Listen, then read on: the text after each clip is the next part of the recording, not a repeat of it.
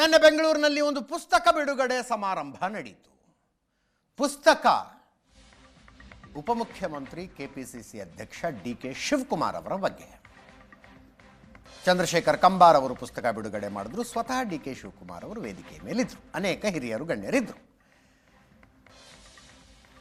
A symbol of loyalty DK Shivakumar ಪುಸ್ತಕದ ಹೆಸರು.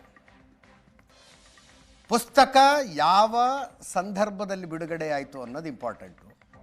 ಅಧಿಕಾರ ಹಸ್ತಾಂತರದ ಚರ್ಚೆಗಳು ನಡೀತಾ ಇರುವ ಸಂದರ್ಭದಲ್ಲಿ ಮತ್ತೆ ಮತ್ತೆ ಪಕ್ಷ ನಿಷ್ಠೆಯನ್ನೇ ತಮ್ಮ ಟ್ರಂಪ್ ಕಾರ್ಡ್ ಆಗಿಟ್ಕೊಂಡು ಇದಕ್ಕೆ ಸಿಗಬೇಕಾಗಿರುವ ಕೂಲಿ ಅಂತ ಡಿಕೆ ಶಿವಕುಮಾರ್ ಅವರು ವಾದ ಮಾಡ್ತಾ ಇರುವ ಸಂದರ್ಭದಲ್ಲಿ ಡಿಕೆ ಶಿವಕುಮಾರ್ ಅವರ ಪಕ್ಷ ನಿಷ್ಠೆಯ ಬಗ್ಗೆಯೇ ಒಂದು ಪುಸ್ತಕ ಬಂತು.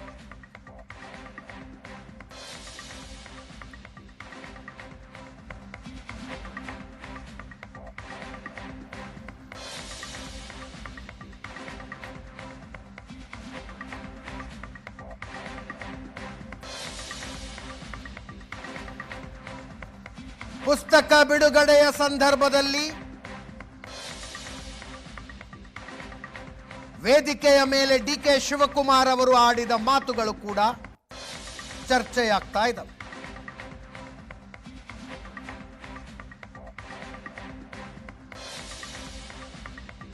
ಎರಡು 2018ರಲ್ಲಿ ಮೈತ್ರಿ ಸರ್ಕಾರ ಇರುವಾಗ ಫೋನ್ ಬಂತಂತೆ ಅವರಿಗೆ. ದೆಹಲಿಯಿಂದ ಬಿಜೆಪಿ ನಾಯಕರೊಬ್ಬರು ಫೋನ್ ಮಾಡಿದ್ರಂತೆ. ನೀವು DCM ಆಗ್ತೀರಾ, ಜೈಲಿಗೆ ಹೋಗ್ತೀರಾ ಅಂತ ಕೇಳಿದ್ರಂತೆ. ಪಕ್ಷ ನಿಷ್ಠೆಗಾಗಿ ಜೈಲಿಗೆ ಹೋಗ್ತೀನಿ ಅಂತ ಹೇಳಿದ್ರಂತೆ ಡಿಕೆ ಶಿವಕುಮಾರ್. ಆವತ್ತು ಮನಸ್ಸು ಮಾಡಿದ್ರೆ ನಾನು DCM ಆಗಬಹುದಾಗಿತ್ತು. ಪಕ್ಷದ ಕಾರ್ಯಕರ್ತರು ಬಂದ ಹಾದಿ ಸಿದ್ಧಾಂತ ಮುಖ್ಯ ಅಂದ್ರು.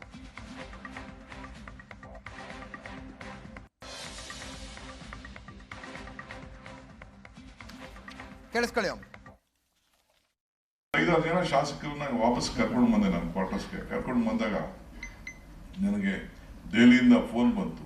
ಬಿಜೆಪಿಯಿಂದ ಯಾರಿಂದ ಬಂತು ನಾನು ಹೆಸರು ಬೇಡ. ಈಗ ನಾನು ಯಾರೊಬ್ಬ ಇನ್ಕಮ್ ಟ್ಯಾಕ್ಸ್ ಆಡಿಟರ್ ಕೈಲಿ ಫೋನ್ ಮಾಡಿ ಅವ್ರ ಫೋನಿಂದ ನನಗೆ ಮಾತಾಡ್ಸೋದು. ನನ್ನ ತಮ್ಮನೂ ನನ್ನ ಜೊತೆ ಇಲ್ಲಿದ್ದ.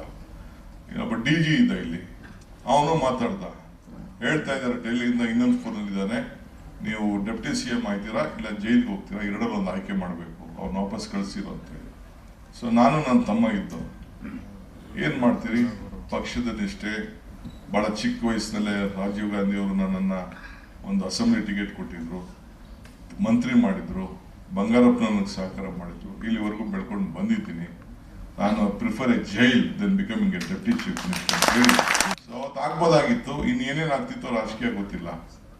ನಾನು ನನ್ನಂದಂಥ ಪಕ್ಷದ ಕಾರ್ಯಕರ್ತರು ಸಿದ್ಧಾಂತ ಬೆಳೆದುವಂಥ ಹಾದಿ ಇವೆಲ್ಲ ಕೂಡ ನೀವು ಹೇಳ್ದಂಗೆ ಜಾತ್ಯತೀತ ತತ್ವ ಇವನ್ನೆಲ್ಲ ಕೂಡ ಇವತ್ತು ಮಾಡ್ಕೊಂಡು ಬಂತು. 5-6 ಜನ ಸರ್ಕಾರ ಬಂದು 2.5 ವರ್ಷ ಆಗ್ತಾ ಇದೆ. ನವೆಂಬರ್ ಕ್ರಾಂತಿ ಶುರುವಾಗ್ತಾ ಇದೆ. ಇಷ್ಟು ದಿನ ಹೇಳಿದ್ದಂಥ ಸತ್ಯವನ್ನು ಈಗ ಪದೇ ಪದೇ ಹೇಳ್ತಾ ಇದ್ದಾರೆ ಅಂತಂದರೆ ಇದು ರಾಹುಲ್ ಗಾಂಧಿ, ಸೋನಿಯಾ ಗಾಂಧಿ ಅವರಿಗೆ, ಸಿದ್ದರಾಮಯ್ಯನವ್ರಿಗೆ ಥ್ರೆಟ್ ಕೊಡೋಕೆ ಹೇಳ್ತಾ ಇದ್ದಾರಾ, ಇಲ್ಲ ನಿಜ ಆಗಿದ್ದರೆ ಸತ್ಯವನ್ನು ಹೊರ ಬಿಚ್ಚಬೇಕವರು. ಯಾರು ಫೋನ್ ಮಾಡಿದರು, ಎಷ್ಟು ಗಂಟೆಗೆ ಫೋನ್ ಮಾಡಿದರು, ಯಾವ ನಂಬರಿಂದ ಫೋನ್ ಮಾಡಿದರು, ಯಾಕೆ ಮಾಡಿದ್ರು ಎಲ್ಲ ಹೇಳಬೇಕು.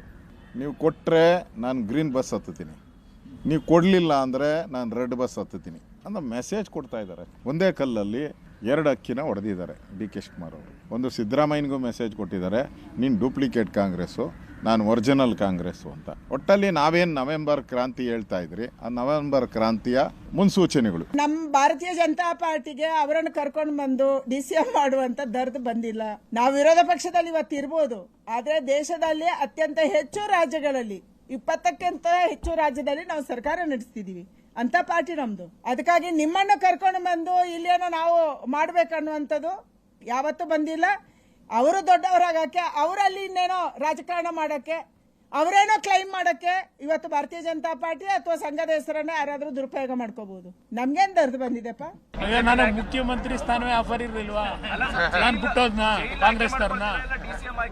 ಅಲ್ಲಲ್ಲ, 1 ನಿಮಿಷ, ಅದೆಲ್ಲ ಬೇರೆ ವಿಷಯ.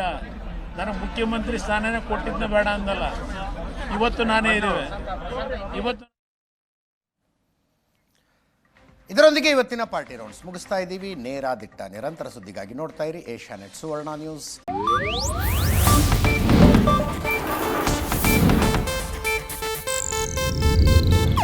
ಇದು ಏಷ್ಯಾನೆಟ್ ನ್ಯೂಸ್ ನೆಟ್ವರ್ಕ್ ಪ್ರಸ್ತುತಿ.